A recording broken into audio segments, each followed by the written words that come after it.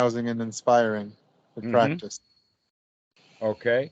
Yes, that the whole point about the Open Sangha Foundation is to inspire people to practice more, to inspire people to find friends.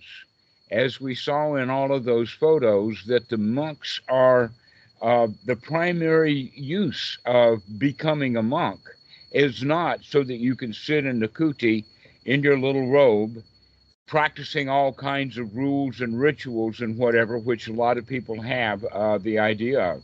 That basically, um, the Sangha is kind of an old boys club,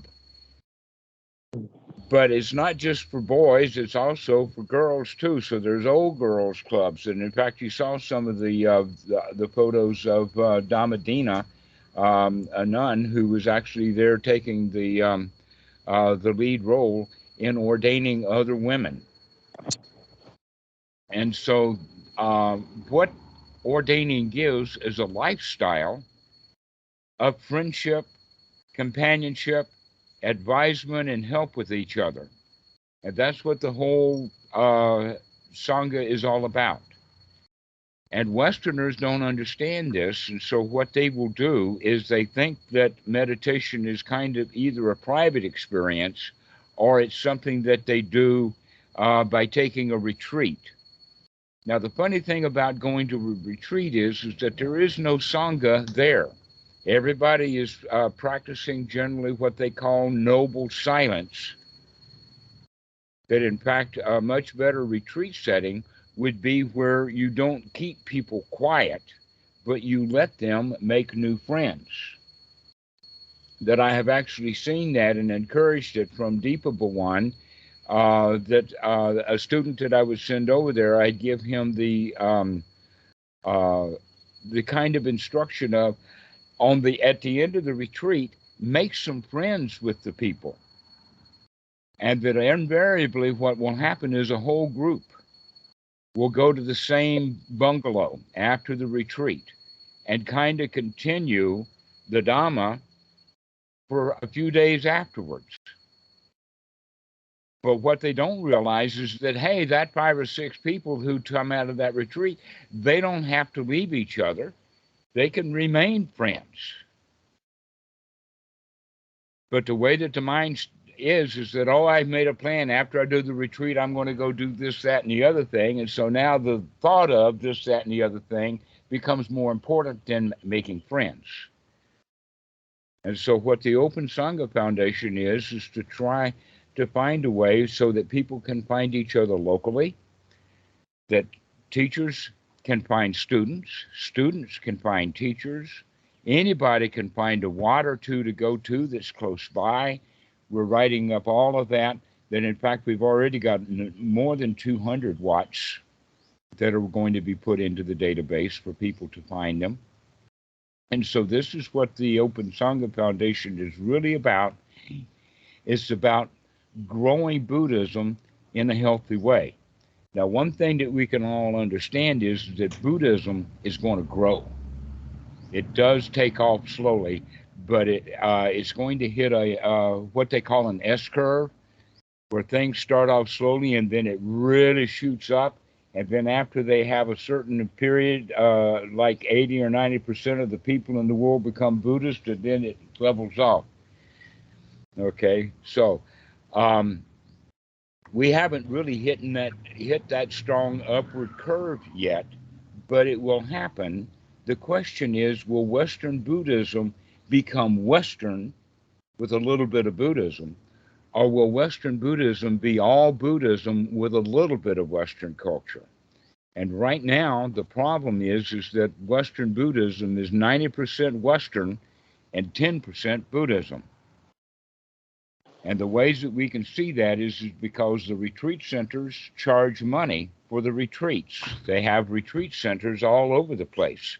And it would be good if those retreat centers would come out of the business model into the model of generosity and Dhamma and friend making.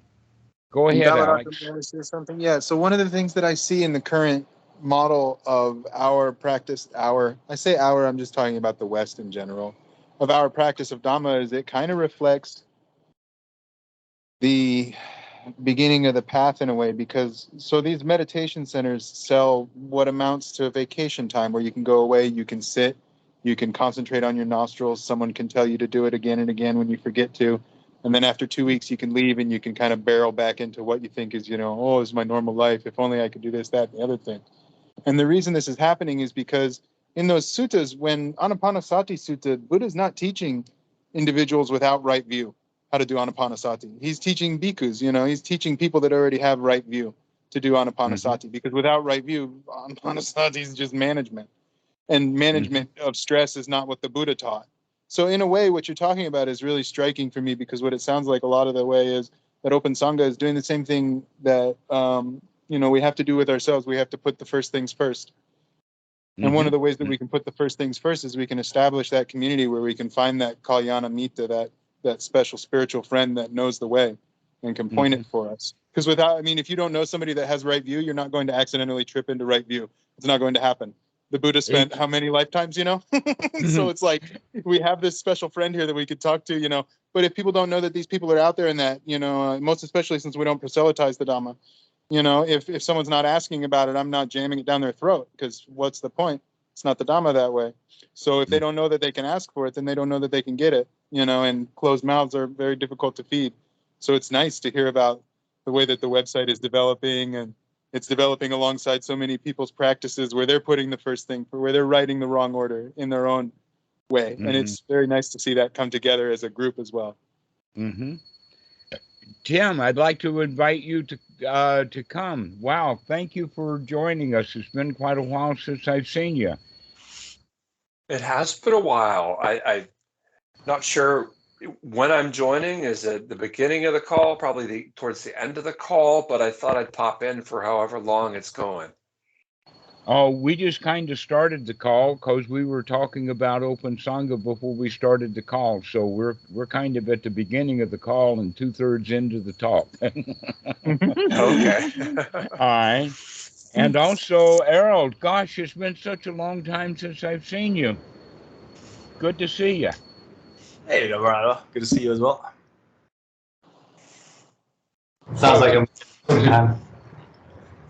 Yes, so today what we're talking about is, again, getting the website and all the databases that we're going to be putting on there so that people can find each other. Now, what the database will start out with is mostly organizations.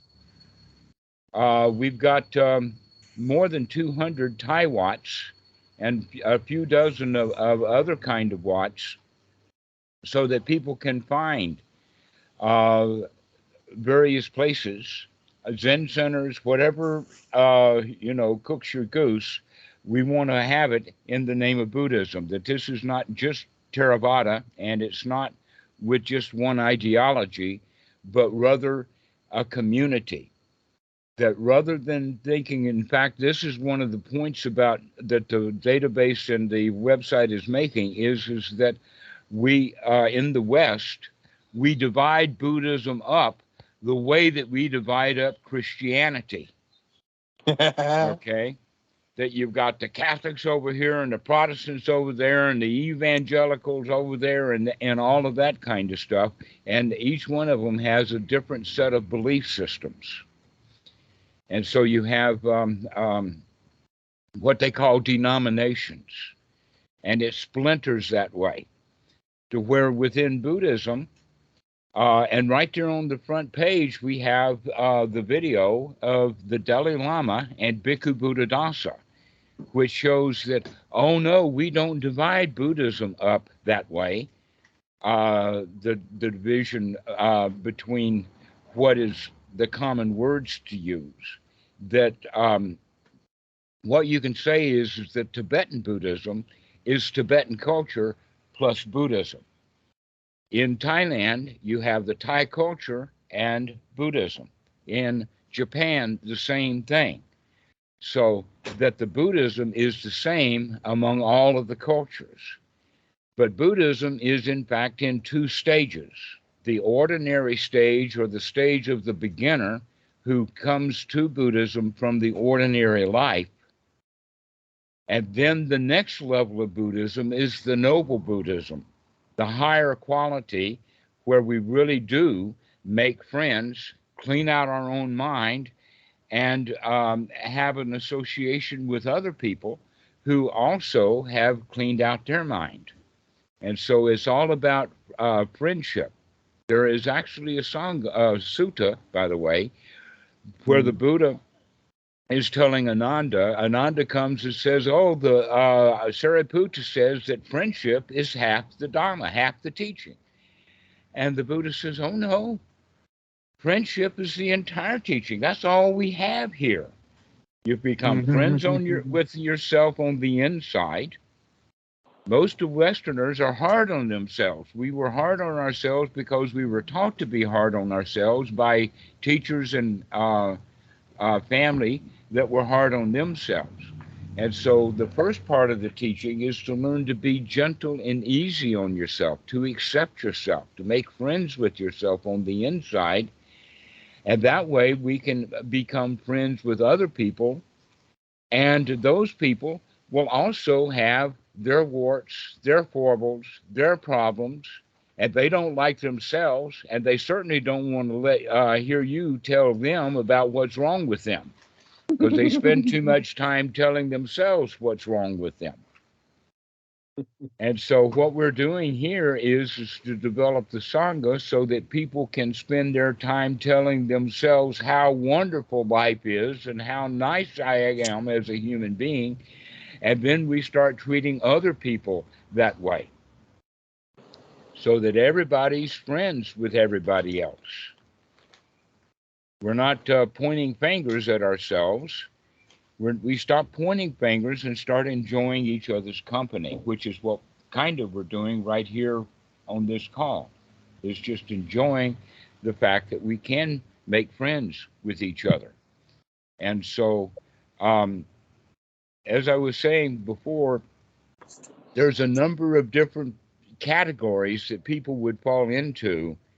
Those that are very much of a beginner, those who have some experience, those who have enough experience they want to teach. Others have been in it long enough that they're already teaching. Now, this can be true whether they're ordained or not. Then, in fact, that's one of the things about Western Buddhism that seems to be stacking up in that direction is that they have very, very few monks and nuns. That most Westerners are not wanting to ordain because they have heard all of the hard parts about it. They don't recognize what an easy way out. It's almost like an initiation process or a hurdle. That in fact, if everybody understood how easy peasy life is inside the Sangha, they'd all jump in. That we actually need a lot of lay people to support the Sangha, because the Sangha doesn't bother to support itself much.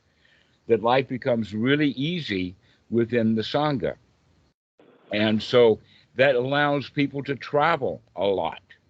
That's one of the things that you can see in our collection of photos, is the backgrounds are all over the place. I was in at least 50 different temples in the United States.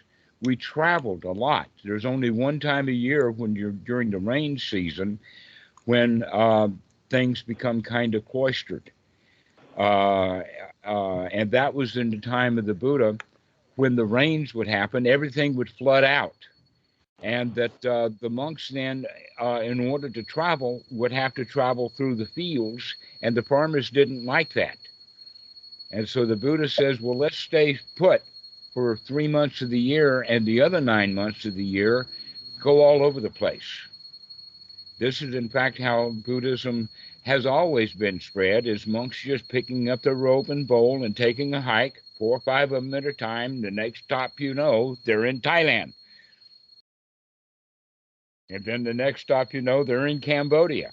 Well, that didn't happen in the West.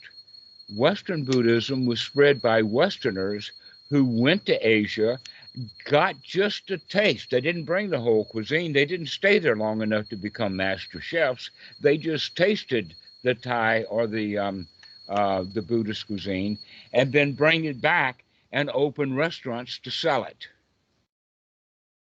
But this is where Spirit Rock and Wisdom Group and Berry Center, those all were started trying to make money out of it. And so Western Buddhism has a great big business model that they follow, something like from psychologists. And in fact, it's the psychologists who figure out that Western psychology isn't good enough, and so they go to Asia to get Buddhism. But what they'll do is they'll use Buddhism as kind of a condiment to sprinkle on top of their psychology, rather than using psychology as just an adjunct. That the main course is actually the teaching of the Buddha, to become friends with yourself and friends with other people. So, yes, the psychologizing is more management. Mm-hmm. Right. That in fact, one of the things that I have seen is businesses want to teach mindfulness to their employees so that they can work them harder, get more production out of them. That's kind of dangerous, because if the employer really has his students learning about Buddhism and mindfulness, he probably will start having some empty desks around there, because those people are off doing better things than sitting at his equipment doing his job for him. They'll go do their own thing. Yeah, I think the proof is in the pudding.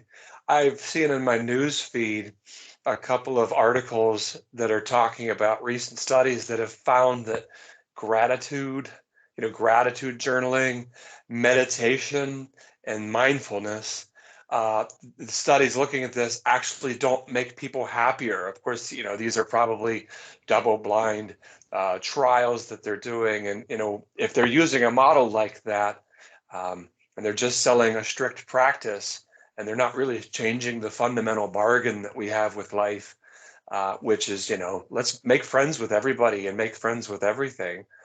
Of course you're going to get that result. You're just managing the stress. Exactly.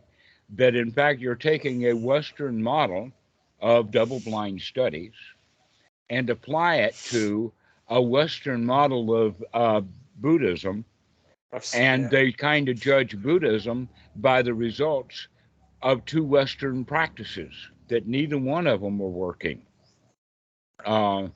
And so what the Open Sangha Foundation is actually to try to open the real Buddhism to the West, so that we can bring these people out of their ordinary lifestyle that has to do with the business-oriented money. We got to, the favorite phrase is that we got to eat. If you don't work, you don't eat. Well, the answer to that is we don't really need to eat that much. I mean, look how much of your salary goes to actually eating. Yeah. Right? What, 10% or less? So that means that if your only issue is eating, why do you work 40 hours a week when you can actually work 1 hour a day and get enough to eat? Then you got to sleep somewhere. Well, we've got the ground. People can sleep on the ground. We've been, as human beings, sleeping on the ground for hundreds of thousands of years. Yeah. For me, it's my nephews. I could do it for me, but I can't make them sleep on the ground. So, well, gotta keep I'm kind of joking about sleeping on the ground. That in the early days, that's what the Buddha did, but he had enough friends to start building huts and Dhamma halls and things like that, and so now we're quite adequate. I would say that Wat Greensboro in Greensboro, North Carolina, could handle 10 times the number of monks that they actually have living there. If we had the monks, we'll build the cooties. I used to live in Randleman, North Carolina. It's really close to Wat Greensboro. And I go there every couple of years, so maybe next time I do, I'll stop by Walk Greensboro and take a look into it. Mm-hmm. Well, you probably, wherever you are, got Watts close by. That the last I time do. that I had talked to Achan Reet, he said, that was last year, he says that now there are more than 200 Thai Watts in the United States. I already knew of more than 100 Laotian and Cambodian Watts, but I've just recently heard Google tell me that there are more than 1,000 now. More than 1,000 places. Now, I assume that that's not just Theravada, that that's Zen and whatnot like that, but it's not just, let us say, a meditation hall that they rent out once a week, but it's actually residential places, more than 1,000 residential places. I'm sure that anybody who wanted to go find a good place to stay, that's possible. The question is, can you fit in? Are you happy and friendly enough to get along with the people who are there, happy and friendly? And the answer to that is that if you're not, that's your job to learn how to be happy and friendly. And look how many examples you'll have of that to help you to learn that lesson. That this is what Sangha really is all about. You've heard it in the sense of the Buddha, the Dhamma, the Sangha, the triple gem. All right. In Western Buddhism, at best, we have, let us say, a little bit of Dhamma.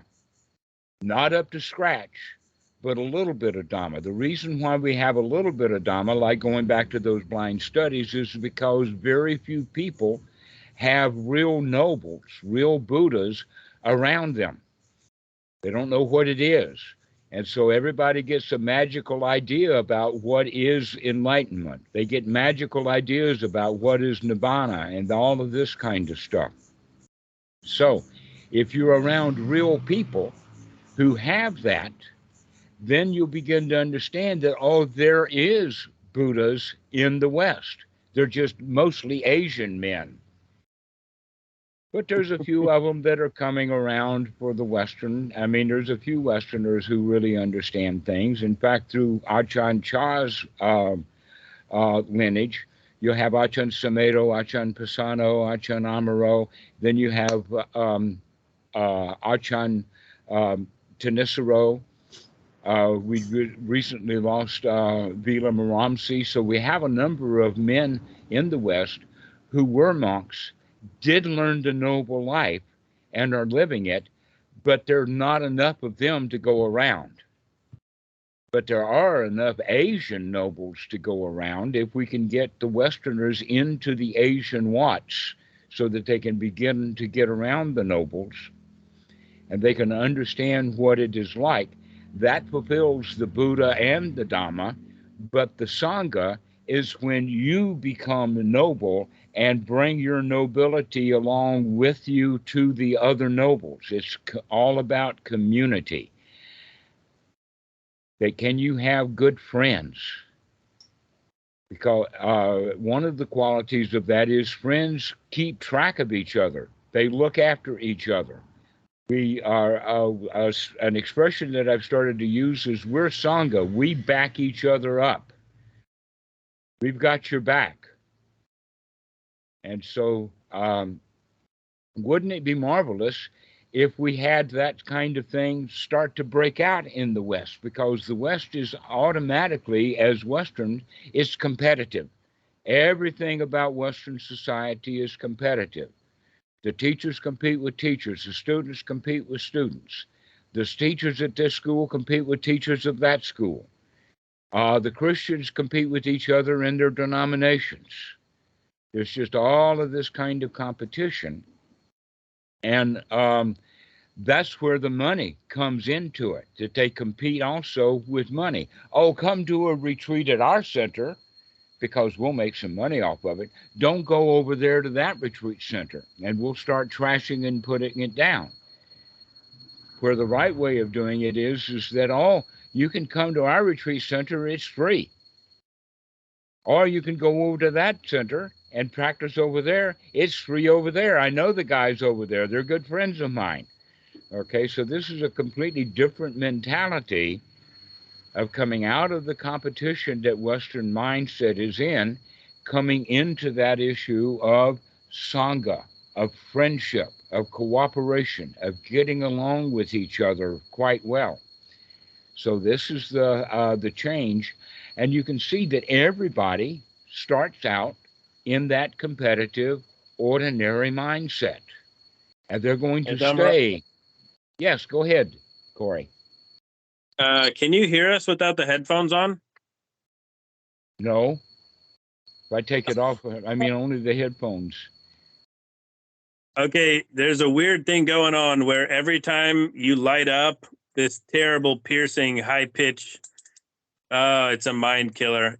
I don't know. Can anyone else hear it? It's like a high pitched squeal coming from your I've been watching you technology. freak out about it for like 10, 15 minutes or however long it's been going on. Okay, I hear it.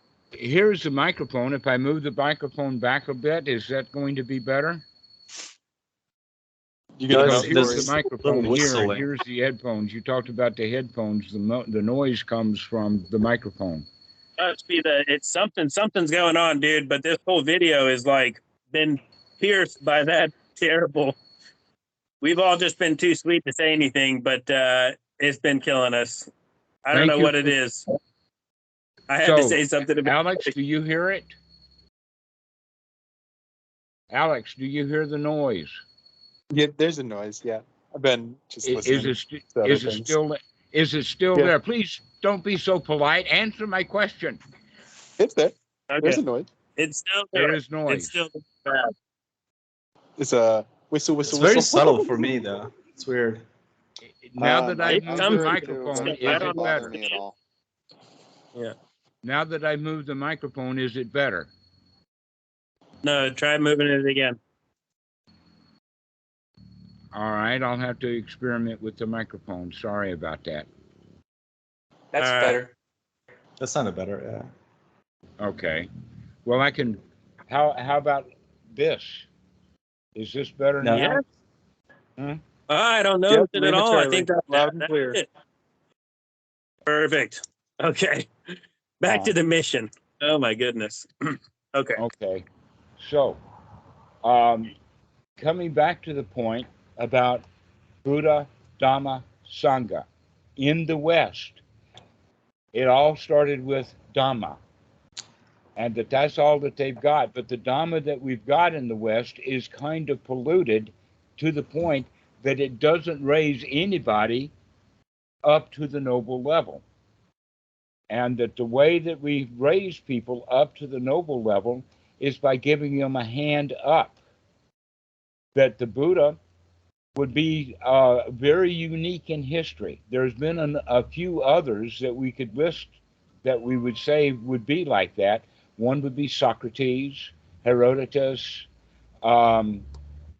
maybe Lao Tzu.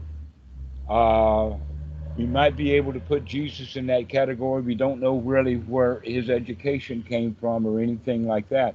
But the number of people who can raise themselves out of the ordinary life into the noble life is very, very rare. But it is actually quite common once you get someone in the noble life to raise others up out of that ordinary existence that they have into the noble life is possible. But it's not possible if someone is raising someone up out of the ordinary into the noble and charge money for it. That's not possible. Why is it not possible? Because the guy who is charging money for it is not teaching generosity. Generosity is taught by practicing generosity. You have to demonstrate and show the generosity in order for people to understand what it is. You can't just make it a lesson topic and say, oh, you guys ought to be generous, give me money. And that's the way that Dhamma is practiced in the West, isn't it? Look at that, okay? We're going to teach you how to be generous by giving us money. As opposed to, here's generosity, I'm going to give you everything that I've got free. You can come stay on my porch, you can ride my motorbikes, will feed you. Anything that happens like that, it's open-hearted, generous. And so this is how we can teach generosity, is by being generous. And Western Buddhism is now headed down the road of Dhamma for money. So we can, in fact, begin to change that. One of the things that I would actually like to change is the level of teacher training. That right now, teacher training has gotten that some famous meditation teachers charge money to do an online course that lasts for a couple of years. You pay thousands of dollars for it, and at the end of that course, what do you have? You have a certificate. You get a PhD in Dhamma teaching, but you haven't actually done any Dhamma teaching. That what we're looking for here to train Dhamma teachers is let the Dhamma teachers get very friendly with the monks, live with the monks a little bit, get some noble teachers there. The monks will naturally want you, if you're hanging around their wat, to start practicing and teaching meditation maybe once a week. Then after a few months, maybe we'll do a weekend retreat. And all of this time, the student who has moved into the wat is now getting an education from the monks, as well as starting to practice teaching. And so this is what Open Sangha Foundation wants to do, is to promote teacher training. We're not going to be a school. We're going to be more or less the administration of a whole bunch of different schools, which would be the local wats, and get people into these wats so that they can learn how to teach the Dhamma. We can also have various teachers that are in our group to Zoom call each other or Skype and practice teaching the Dhamma with each other. We're already doing that. I think Corey and DJ and Pedro and Danny and Scott are all involved with beginning to teach the Dhamma. And this is the way that it's done, out of one's own heart, that we don't do it from the position of, oh, I've got to eat, let me teach the Dhamma for a living. Oh no, we're going to do it the other way around. Go eat first, get your life straightened out, and then you can give this new gift that you have freely. So the next... Could you try backing up a bit? Pardon, Corey? Could you try like leaning back a little bit? I think that sound happens when you lean in. Okay. All right, I can lean back like this.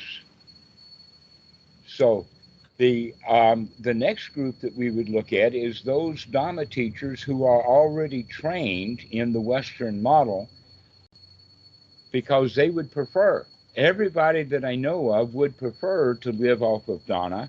How can we help them convert from charging money and wanting money into they have the support that they need so that they can now start to teach generously without having to worry about money for themselves. Most of the Westerners now are caught in a double bind. Those that are teaching are caught in a double bind in the sense of, I want to teach the Dhamma, but I've got to eat.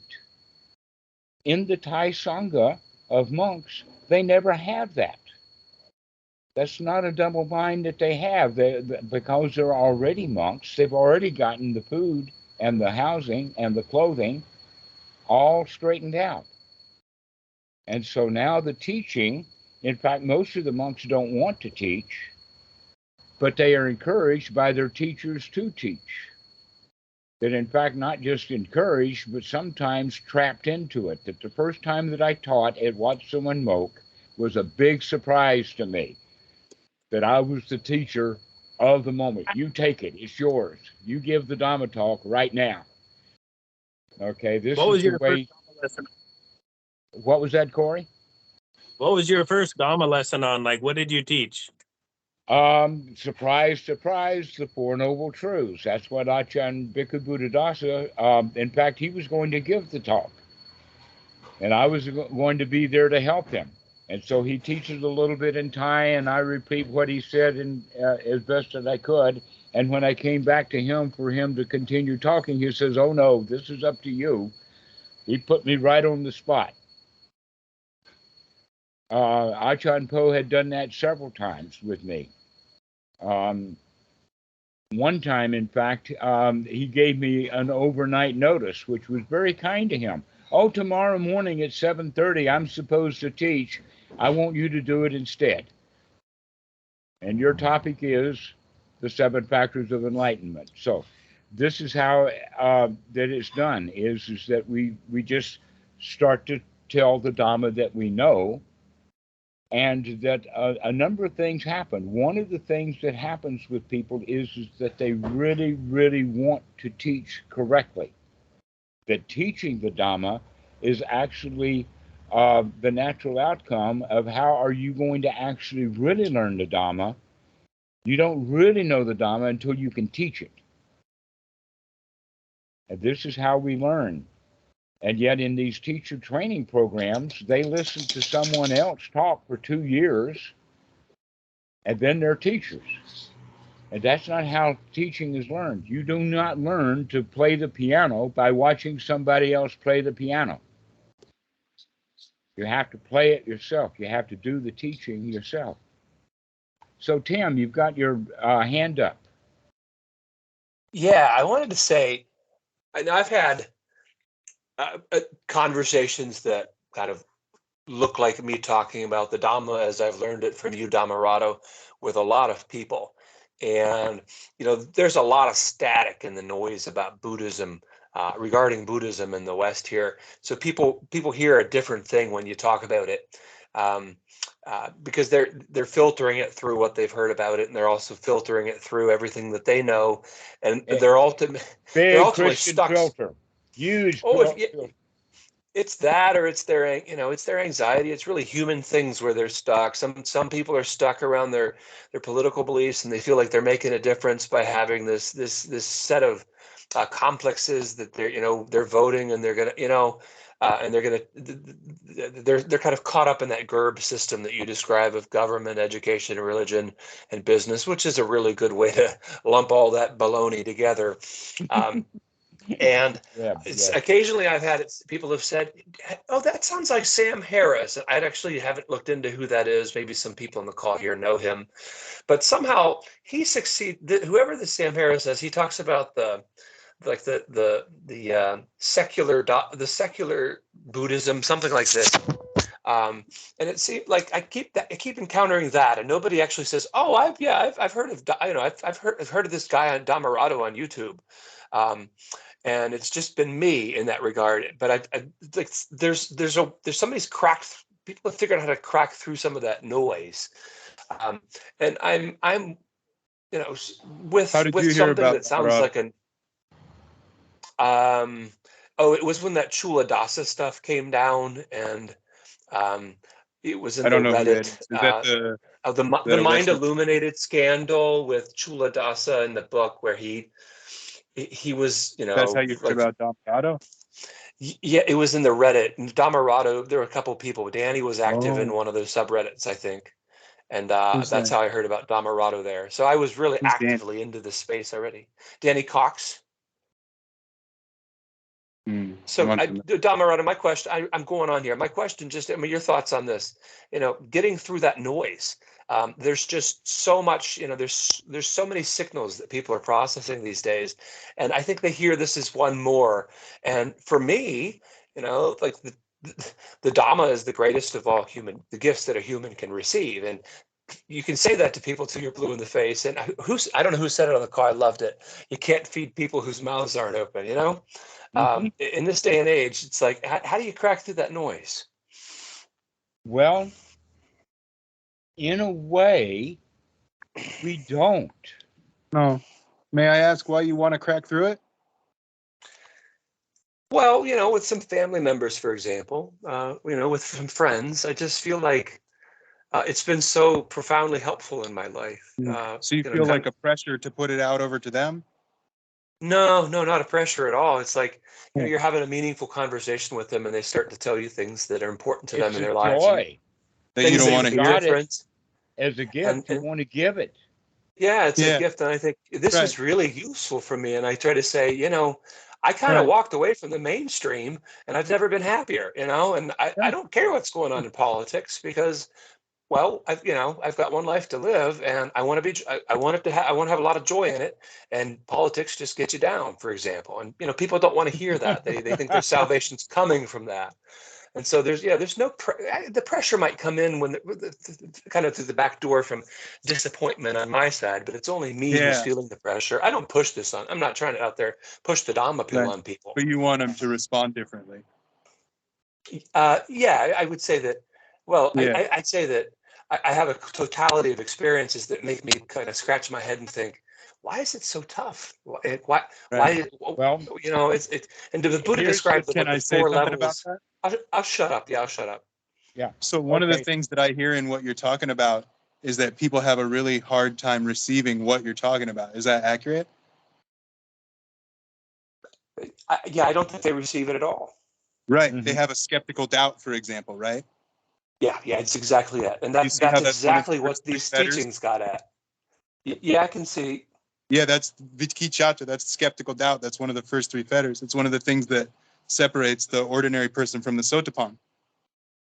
So it's like a big ask, you know what I mean? To be like, hey, just be receptive. Does that make Yeah, sense?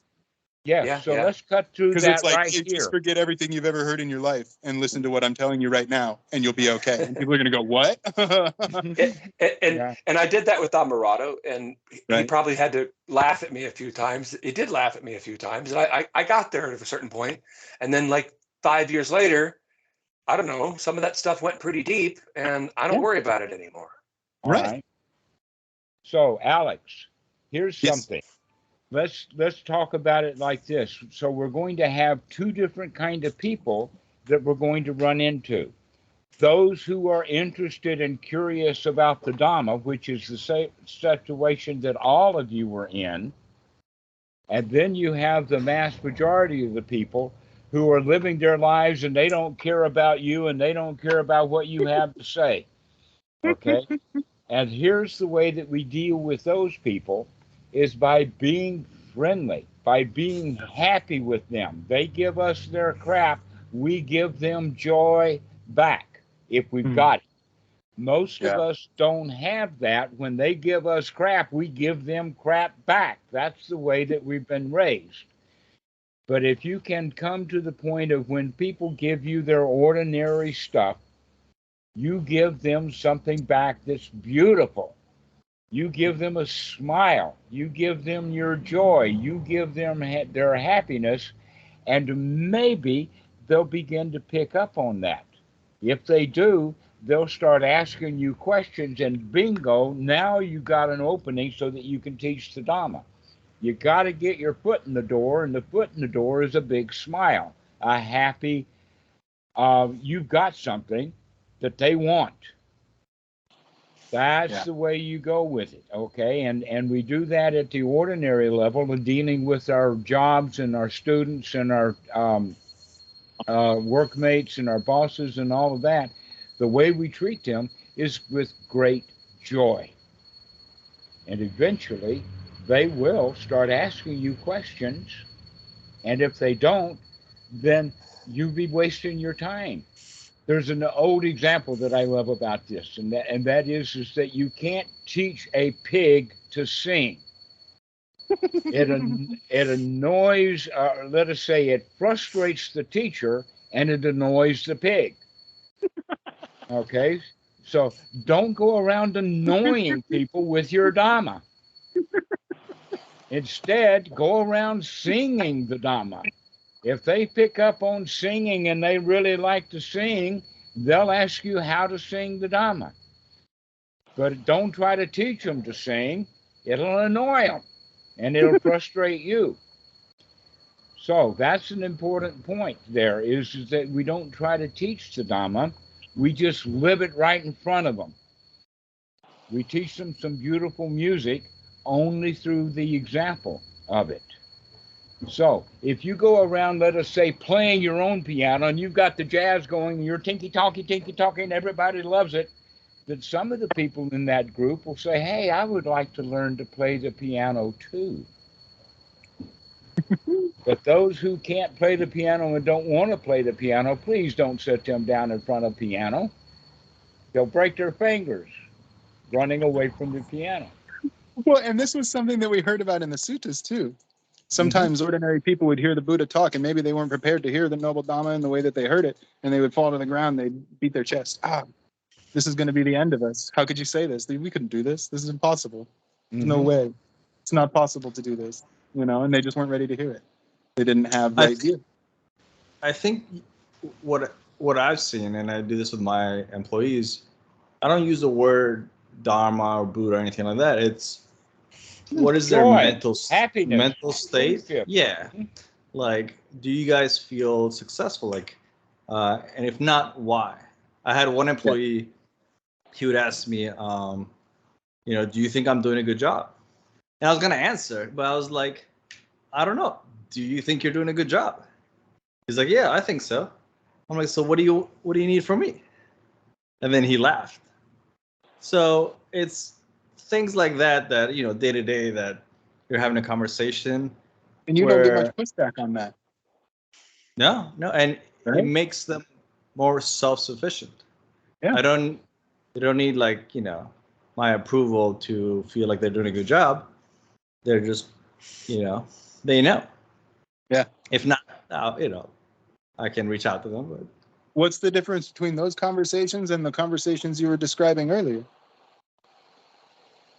The ones where you had the trouble. No, you're not doing a good job. No.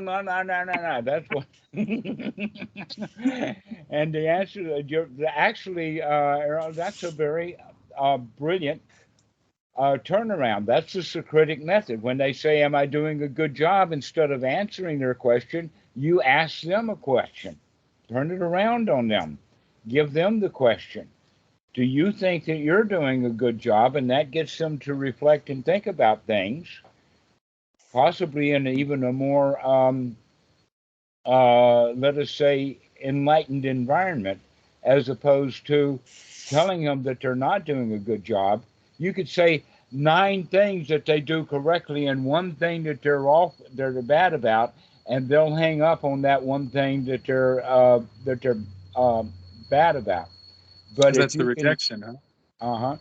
But if you can ask them about it to reflect upon themselves, then they can recognize for themselves that they're doing that. This is one of the hallmarks of good psychotherapists, is that they don't really have to tell somebody what's wrong with them.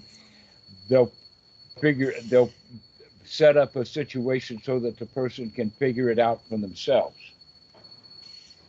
I'm glad I asked the question. Oh, I'm sorry to interrupt you, Dhammarato. Go ahead. Go ahead. Go ahead. I was just going to say, I'm glad I asked the question. It's been good feedback.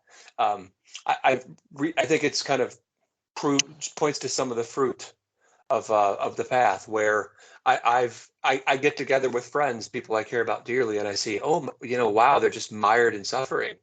And this just desire to help people, that's just kind of who I am, and it sort of flows out of me, and I find myself talking about these things. Yeah, and then I think kind of looking at it through some of the things people have shared is a good way to go. Just why burden myself with that? I've managed to get on top of the pile of grievances and complaints that I used to be, and I at least stand above it now, and not under it. And I don't need to add 1 more on top of it by thinking, why won't these other people comply? Right? Compliance has nothing to do with this. Well, it's that, and it's also that there's a piece of you that wants that, right? You recognize it when you say it, when you ask that question. And I'm attached no, not that you're attached. It's that you haven't. You want something to be different in the state of mind. Does that make sense? Like if I ask you, why are you not arahat yet? You're going to tell me because my state of mind is not good enough, right?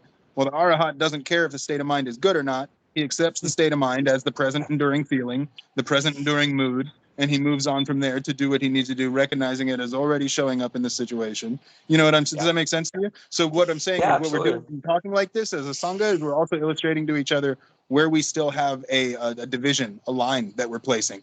This is okay, this is not okay. I accept this, I do not accept this. You know what I mean? And especially when it comes to conversations where we want different outcomes, those are such excellent teachers in that way, because they Yeah. illustrate it so directly to you and you can recall it so succinctly afterwards. And like we're talking about Yeah. meditation techniques, most of the meditation techniques that are being taught in the Western world today are about deconstructing experience. You know what I'm saying? They're about removing the very thing that you need to see over and over and over and over again to actually uproot the illusion.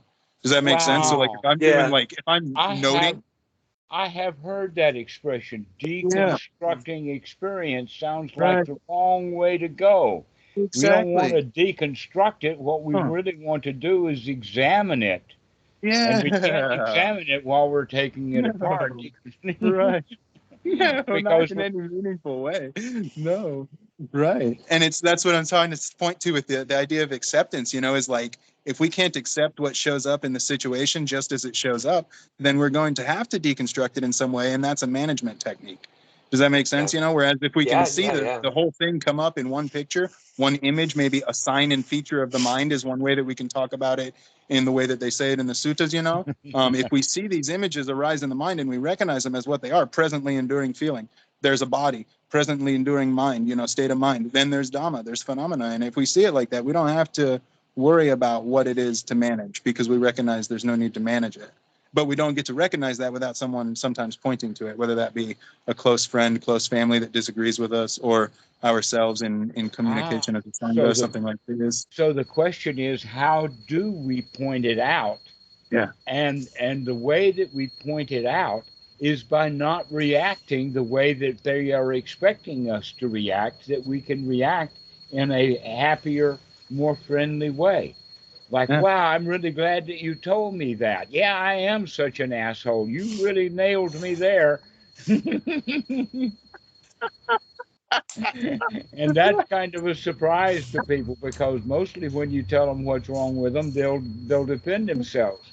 But a good Yeah. Dhamma dude will say, "Oh wow, thank you very much. Yeah, I really like that. That's a good point." I respect your POV. So, Errol, do you have your hand up? Do you actually it's been up for a while? Do you have a particular question? I do. It's not fully related to this conversation. Um, it just, I had a personal question for you, Dhammarato. It's been a while, and I wanted to ask you this for a while. Okay. I don't know how many people have known you for a while, but I even pulled up one of our old videos. There's one from like 7 years ago. The Dhammarato that people know now is kind of different than Dhammarato from 7 years ago. I think I even had like pages of technical notes. My question is kind of a two-parter. Do you think, or do you feel like you're teaching more Dhamma now than you did like in the past, now with Skype and you know so many students, and your approach is now is much more softer? Dhammarato from years ago was more like a Zen master sometimes. You know, the same, you know, same information, but it was a technical powerhouse. You know, it was very solid information and, you know, cut and dry. Where now it's more open and go with the flow. Actually, thank you for mentioning that, because over the past, let us say, 3 or 4 years, I have been changing from teaching the Dhamma, sharing the Dhamma, pointing out the Dhamma. Now I'm moving into Sangha, the real aspect of the Triple Gem.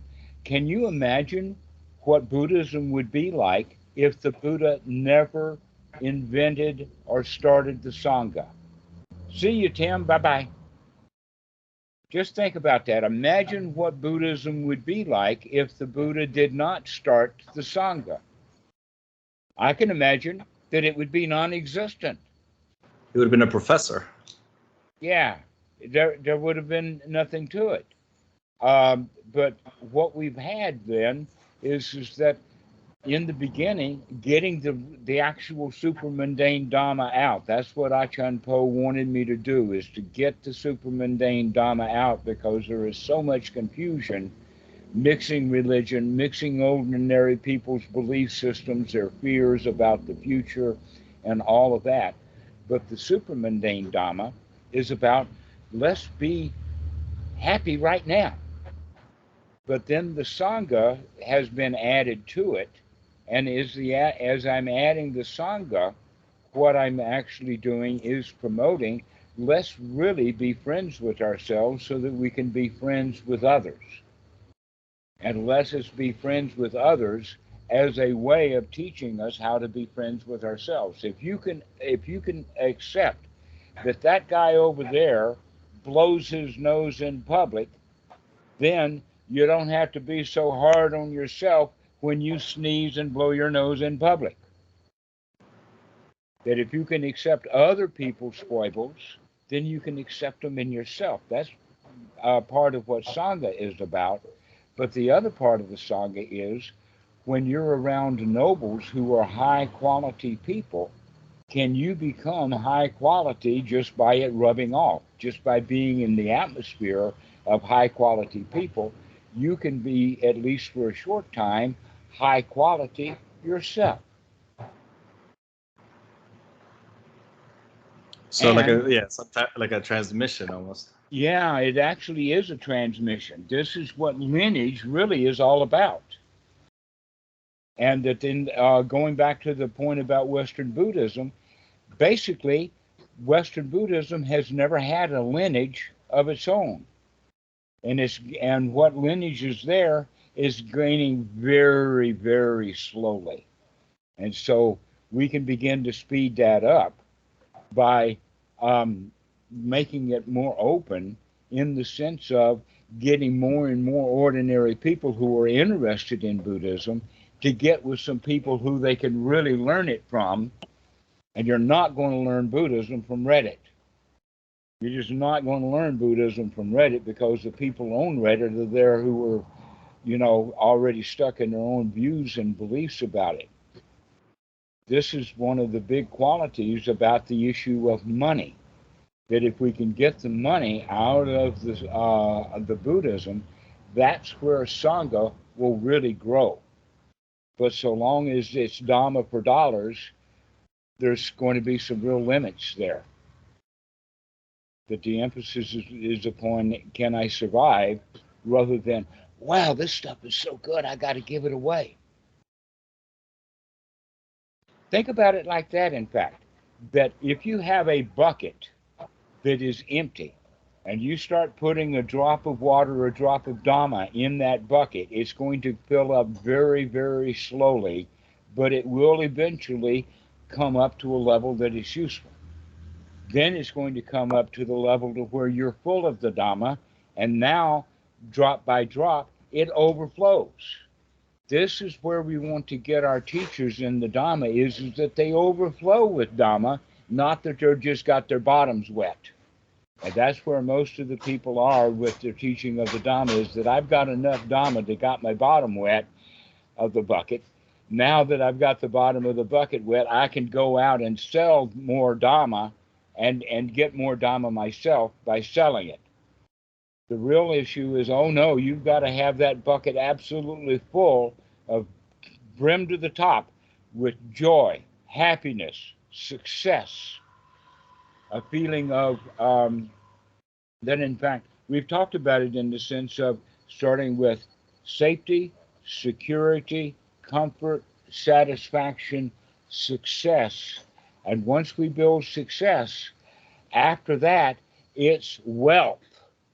We are so successful with the Dhamma that it overflows everywhere. And that's what we want to give to the other, is the excess Dhamma that we're overflowing with. This is why I would recommend that if you're around ordinary people, instead of letting them grind you down, you can greet them with a smile. That's an overflow of your own Dhamma. If you don't have enough Dhamma, then when they come after you to criticize you or to criticize things that you like and love, you get to feeling bad. You've lost your Dhamma. But if you were around other people who are overflowing with the Dhamma, then you're going to get half your bucket full over their overflow. And so this is why it is so important to be around other people who are happy. If you're around other people who are ordinary, moping around, angry half the time, frustrated a lot, then that's what their vibes are going to give you. That's your environment that you live in.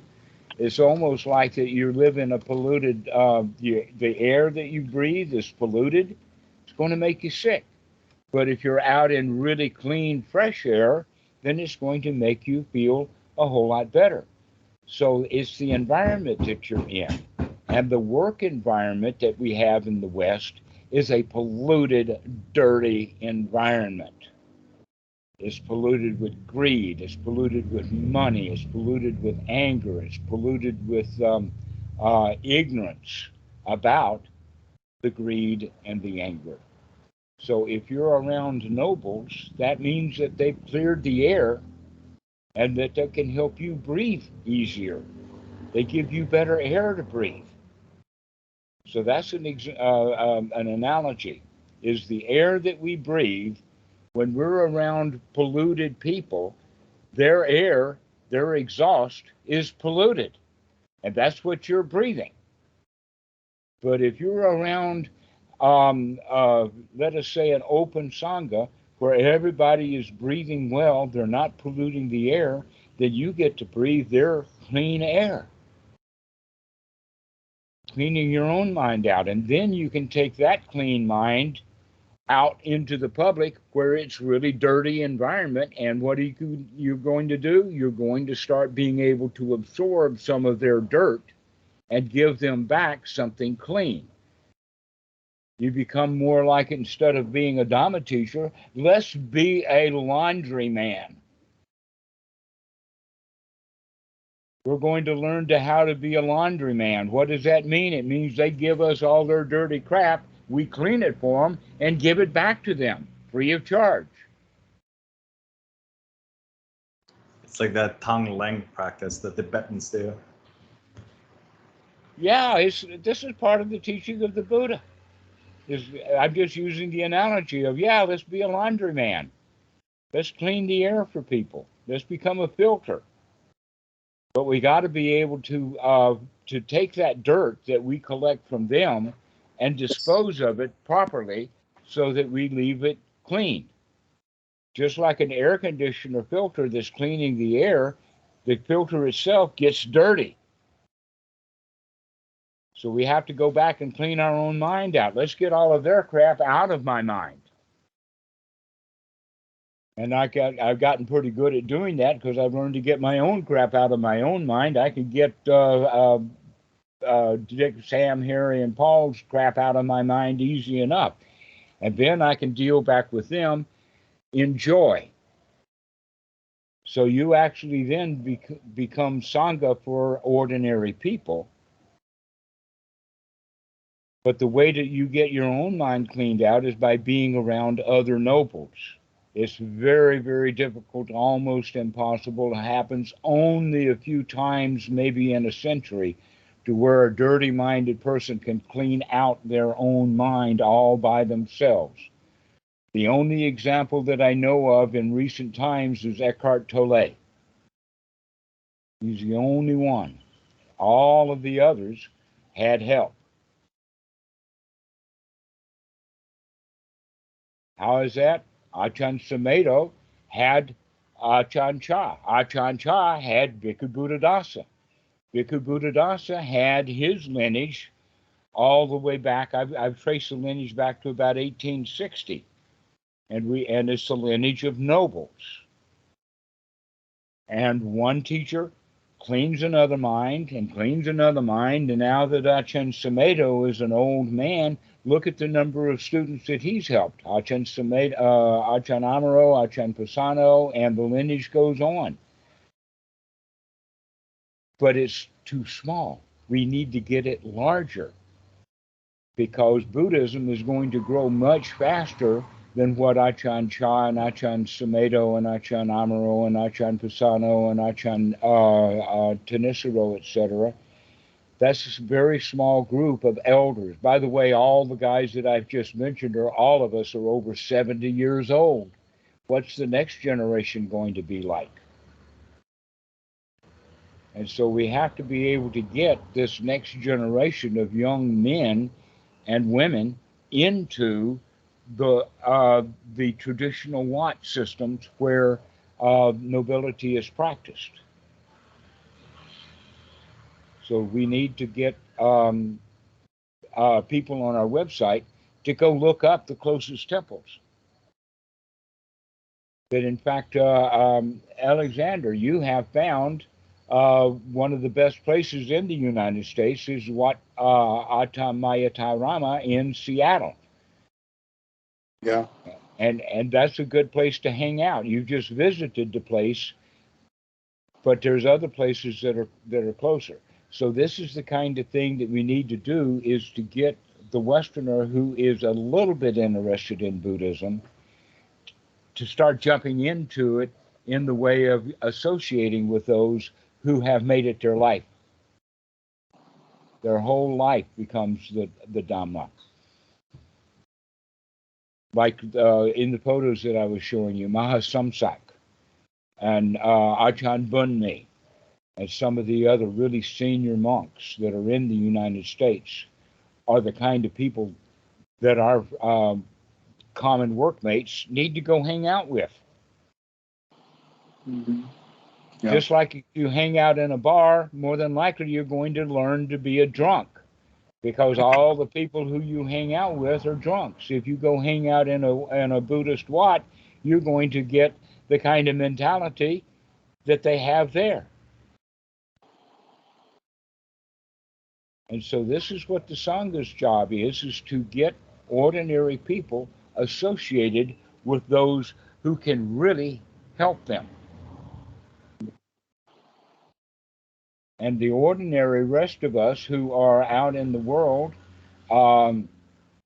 having jobs and whatever, we can affect those people with our joy. We don't have to teach them how to be happy. We can just spread the happiness with them. You've heard the old song about if you give a man a fish, he'll eat for a day. And if you teach a man to fish, he can eat for his lifetime. Right? You've heard that old expression? Well, here you have in our normal, ordinary culture, people stealing fish from each other because there's not enough fish to go around. What we need to do is start giving our fish away. Let them eat for a day. Let them be happy for a day. If they really like fish that way, they'll learn how to fish. They'll ask you, how did you get these fish? And you can teach them the Dhamma then. But we have to be able to give them the fish first, to give them a taste for fish, and then they'll want to learn how to fish for themselves. But you can't go around teaching people how to fish without giving them the fish in the first place. Does that make sense? I think that's a pretty good analogy. Works for me. Okay, so that's what the Sangha is really all about, is let's get a few people who know how to fish together to teach each other the techniques of fishing and enjoy fishing together, and look at all the fish that we've got to go spread around to the rest of the people. Let's go feed them some fish.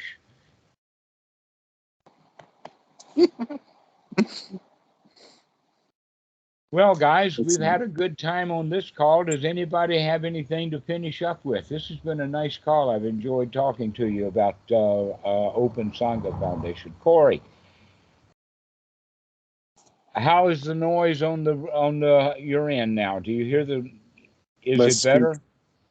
Pardon? Yeah, it's good.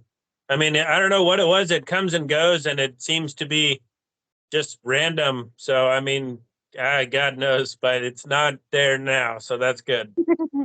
Great. All right. Well, Good. Anybody got anything? Alexander, you got anything to say?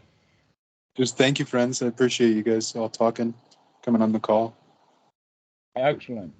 Harold, I'm really glad to see you too. It's been a while. Likewise. Yeah. I'll have some more personal questions for you next time. Maybe All this right. time we'll go through these.